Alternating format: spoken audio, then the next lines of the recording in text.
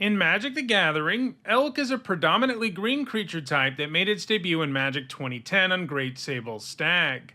However, it was also retroactively given to the enchantment Hidden Stag when they updated and standardized creature types, making it the oldest card that is an elk, or at least that can become an elk in the case of Hidden Stag. As in the real world, the elk in Magic are very large deer. Some of them look more or less just like the elk we're familiar with, while others are extra massive or have magical properties. One kind of interesting thing I noticed while making this video is that almost all of Magic's elk appear to be male, as almost every single elk card has antlers, and usually really massive ones. Anyway, while this creature type is a relatively recent one, elk have appeared fairly regularly since 2013's original Theros, and now there are 41 cards in Magic that either have the elk type, can produce elk creature tokens, or that make something into an elk, and some of them have performed incredibly well at Magic's highest level of competition.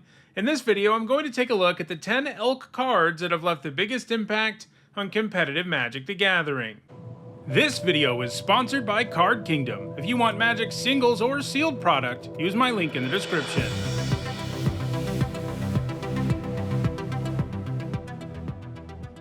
Before we get started, here's a quick reminder on how I rank cards in these videos. A first tier top 8 is worth 2 points, this includes events like Pro Tours, and a second tier top 8 is worth 1 point. This includes events like Regional Championships. At number 10, it's Auspicious Starrix. This elk beast costs 4 generic and a green for a 6/6, and it also has Mutate for 5 generic and a green, which means you can cast it for that alternate cost, and then put it over or under target non-human creature you own, and they mutate into the creature on top, plus all abilities from under it. In other words, the creature on top determines the stat line, while every creature in the pile lends its abilities to the mutated creature. And the Starrix has one of those abilities, because anytime it mutates, you exile cards from the top of your library until you exile X permanent cards, where X is the number of times this creature has mutated, and you put those permanent cards on the battlefield. This means when you mutate this onto a non-human, even if there are only 2 creatures in the stack, you get this trigger, which is going to give you something, and sometimes something amazing. And it of course gets better the more you mutate. It gained all of its points in the standard of 2020 in the first half of that year in Umori the Collector aggro decks. This was before a companion got nerfed, so running a companion was absurdly strong, and meeting Umori's strict deck building requirement was well worth it. Back then, you could simply cast a companion right out of your sideboard without ever having to worry about putting it into your hand first. Umori decks had a mutate sub-theme since they were filled with creatures, and running mutate creatures gave those decks spell-like effects that they wouldn't have had access to otherwise. In those decks, it wasn't hard to get more than 1 free permanent out of mutating with the Starrix. After companions got nerfed though, the Starrix never gained any more points.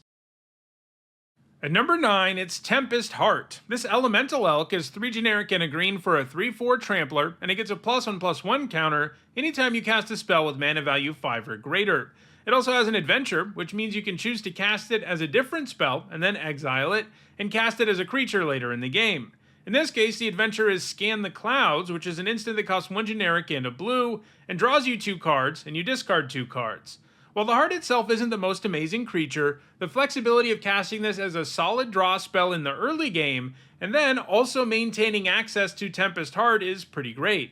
Its top 8s all came in the standard of 2024, where it was played in Squirming Emergence Reanimator decks. The heart gave you a flexible way to get your Atraxa and other reanimation targets into the graveyard, and because Tempest Hart is a permanent, it gave you a way to draw cards and discard cards that would still make Squirming Emergence better. Basically, like with Auspicious Starrix, this gave the stack access to spell-like effects when all it really wants to run is permanents. However, those decks don't have any top 8 since 2024, and Tempest Hart may be done putting up top 8s.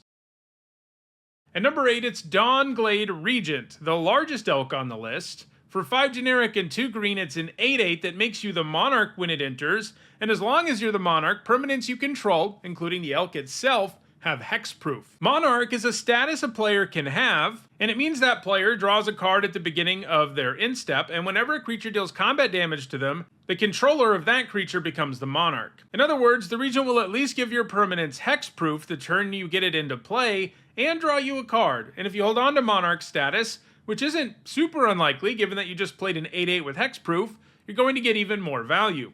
Dawnglade Regent is from Commander Legends, and that means the only 60 card formats it's legal in are Legacy and Vintage, and its top 8s all came in Legacy in 2021, where it was featured as a sideboard card in reanimation decks. It was brought in against white opponents especially, whose Swords to Plowshares and Caracas are really good against reanimation targets, but the Regent can shut that off. So it wasn't usually the win condition all on its own, but it gave you a huge roadblock of a body and helped you set up your win condition so that your opponent couldn't do anything about it. However, as more and more insane reanimation targets have been printed over the last few years, the Regent hasn't managed to see any play in 60 card formats since 2021. At number 7, it's Oko the Ringleader. In the lore, Oko loves elk. He's a shapeshifter that can transform into one, and he can even force others to turn into elk too. More of that part later though. Anyway, this Oko is 2 generic, a green and a blue for a 3 loyalty planeswalker, and he makes his list because of his -1, which makes a 3/3 elk token. He also has a beginning of combat trigger that allows him to become a copy of up to 1 target creature you control, except he has hexproof. He's also got a +1 that draws 2 cards and you discard unless you've committed a crime that turn. You commit a crime by targeting something of your opponent's. And he's got a -5 that makes a token copy of each of your non-land permanents. So yeah, this card can do a ton. He can protect himself with elk, enter the fray as a hard to kill creature, draw you cards, and make a bunch of tokens. His relatively low loyalty has held him back a little though, and he's only seen sporadic play so far, appearing in standard control and mid-range decks, and occasionally appearing in Cascade decks in Modern. So far in 2025 though, Oko the Ringleader doesn't have any top 8s. At number 6, it's Kenrith's Transformation. For 1 generic and a green, it's an enchantment aura with enchant creature. When it enters, you draw a card, and the enchanted creature loses all abilities and becomes a green 3/3 elk with no abilities. This is another card associated with Oko, showcasing his ability to force others to become elk, which he did to Kenrith in the story. While spending 2 mana to make something into a 3/3 doesn't seem great, this effect is actually pretty powerful. You can use it to nerf a really problematic creature, or you can use it to buff one of yours when that helps. And the transformation replaces itself, so you don't lose a whole lot whichever of those options you choose. It has largely been a sideboard card, and most of its points came in standard and Simic and Gruul aggro decks. It was nice to bring in against opponents who had managed to stabilize with a big obnoxious creature, since shrinking it down to 3/3 and taking its abilities away usually meant your board could still attack into it. Turning your 1-drop creature into a 3/3 on turn 2 and drawing a card isn't too bad either. It has also seen occasional play in Devotion to Green sideboards and Pioneer, but it doesn't have any top 8 since 2022. At number 5, it's Enduring Vitality, which is also the only elk in Magic that doesn't have antlers, meaning this is the only female elk that is featured on a card. For 1 generic and 2 green, it's a 3/3 enchantment creature that is an elk Glimmer. Glimmers are the personification of hope and persistence that sometimes appear on Duskmourn, and this one represents Vitality. For 1 generic and 2 green, it's a 3/3 with Vigilance, and it gives all your creatures the ability to tap for mana of any color, and when it dies, it returns to the battlefield under its owner's control as an enchantment. So it's no longer a creature, but even if your opponent can take it down, you're still going to hold on to all that mana. Between the solid stats, the powerful ramp ability, and this card's refusal to die entirely, it's very powerful. Most of its success has come in standard in the Talented Otters deck. This is a tempo deck that can combo off with Enduring Vitality, a bunch of Otters, and Valley Floodcaller. When you combine the Floodcaller's ability to untap your creatures with the Vitality's effect that lets your creatures tap for mana, you can go off with Storm Chaser's talent, and this town ain't big enough. This is because you can just play the talent and then bounce it with this town ain't big enough, and then you replay the talent, untapping all your Otters. Then you level it up and get back this town ain't big enough, cast it, and rinse and repeat. This makes your whole board lethal and makes you as many tokens as you want. This deck went quiet though during the era of mono-red dominance, brought on in large part by the printing of Corey's Steelcutter, and when they banned the Cutter and a bunch of other cards from those mono-red decks a few weeks back, they also banned This Town Ain't Big Enough because they thought that the Otter deck would be too good without mono-red around. However, Enduring Vitality is still seeing play in Standard, where it's still comboing off with the Otters and the Floodcaller, but now those decks win the game by sinking all the mana into Song of Totentaunts, or by going off with Raw Crackling Wit's ability to give all your spells Storm. However, these new decks so far don't have any top 8s in Standard. It does have a single top 8 in Modern too, where it sometimes appears in Yawgmoth decks. These decks combo off with Yawgmoth and Undying creatures, who come back to the battlefield when they die with a +1/+1 counter, if they didn't have a counter already, and Yawgmoth's -1/-1 counters can cancel out those +1/+1 counters, which makes those creatures keep coming back every time you sacrifice them.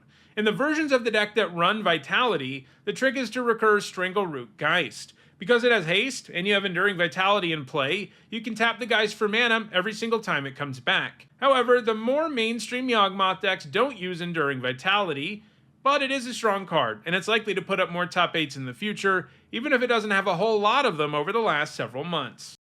At number 4, it's Great Sable Stag, the game's very first creature printed with the Elk type. For 1 generic and 2 green, it's a 3/3 that can't be countered, and it has protection from blue and black. Yeah, Great Sable Stag is pretty great at hosing control decks. If you're playing against a Dimir deck, just getting this 3/3 into play can be a nightmare for them, and you're likely to get there since it can't be countered.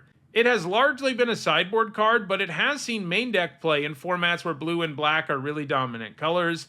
It's extra good in decks that can run a single copy and tutor it up with Green Sun Zenith or Court of Calling. It's helped play in those types of decks in Standard, Extended, and Legacy, and more recently it started appearing in modern sideboards. It's likely to continue to put up top 8s, but isn't doing so at an impressive rate, and the 3 cards in front of it are more active and have a huge lead, so the Stag is very unlikely to ever do better than number 4. At number 3, it's Beza the Bounding Spring, an elemental elk from Bloomburrow, who is the harbinger of spring on the plane, and it's actually the card that got me to thinking about the best elk in Magic history, because it's seeing so much play in Standard and Pioneer right now, and for good reason. For 2 generic and 2 white, it's a 4/5, and when it enters, you create a treasure token if your opponent has more lands, gain 4 life if your opponent has more life, make 2 1/1 blue fish tokens if your opponent has more creatures, and draw a card when an opponent has more cards in hand than you. So you get a pretty sturdy creature. That 5 toughness puts it out of range of lots of cheap removal, and it punishes your opponent for being ahead of you in a big way. If you're behind in any way, shape, or form, Beza does its darndest to help you pull even or even pull ahead. I mean, just getting one of those triggers feels pretty good for the cost, and Beza usually does a whole lot more than that. A card like this is perfect for control decks, which usually have slower starts. It's been played in fairly straightforward mono-white, blue-white, and black-white control decks, as well as in Zura and Omniscience decks in Standard. Those Omniscience decks are gone now, but Beza is still seeing play in lots of white decks in the format, provided they aren't the most aggressive white decks around. It also appears regularly in Pioneer and Modern blue-white control. Beza is going to continue to put up lots of top 8s, and it has a very real chance at being higher on this list in the future if that continues. At number 2, it's Jegantha the Wellspring. For 4 generic and a red-green hybrid mana, you get a legendary elemental elk that's a 5/5 that can tap for 1 mana of each color, although that mana can't be spent on generic mana costs. That's normally not a card that would see competitive play, but Jegantha also has Companion, one of the best mechanics of all time.